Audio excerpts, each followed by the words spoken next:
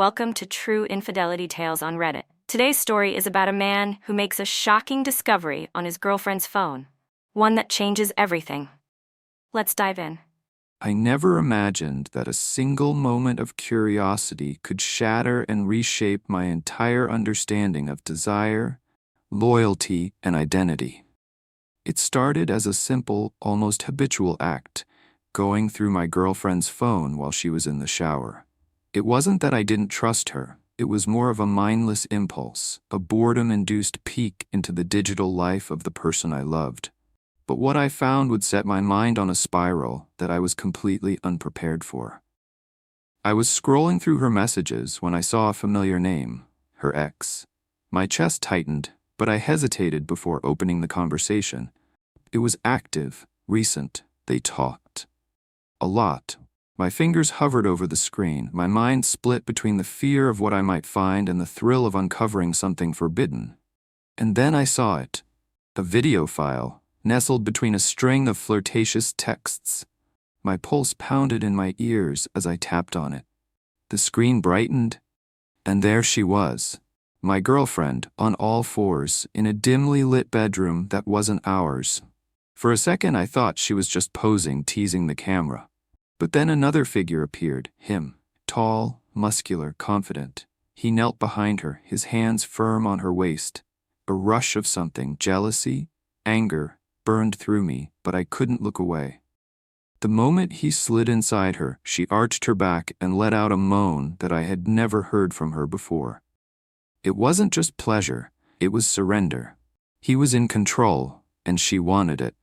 My grip on the phone tightened as I watched her get lost in the moment, her body responding to him in ways that were raw and unfiltered. My rational mind screamed at me to stop watching, to delete the video, to confront her, but another part of me, a darker, more primal part, was completely entranced. By the time the video ended, my mind was a whirlwind of emotions. I should have felt betrayed. I should have been furious. And yet, all I could feel was arousal. Shameful, undeniable arousal. My heart raced as I replayed the video, analyzing every detail. The way she moaned his name, the way he held her in place, the way she looked up at him with unguarded desire.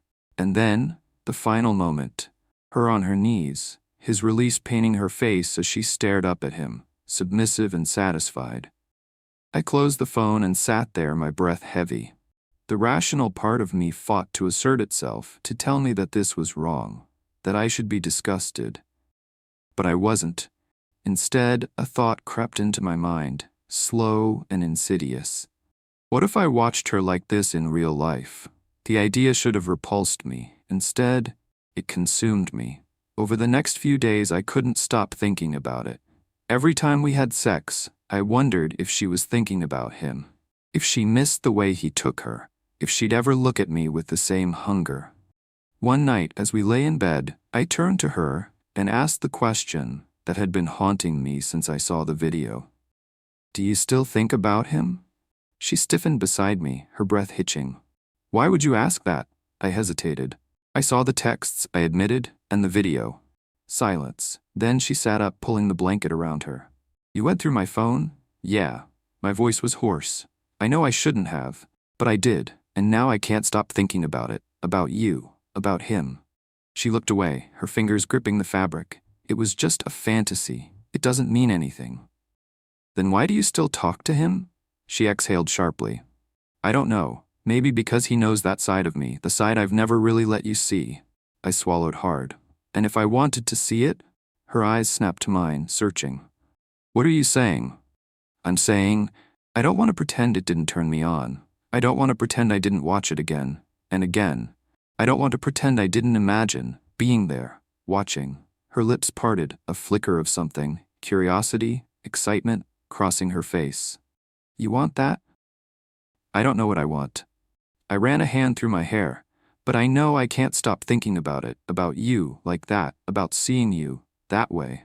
She was silent for a long moment before she whispered, "If we do this, there's no going back." I nodded. "I know." And with that, the world as I knew it shifted.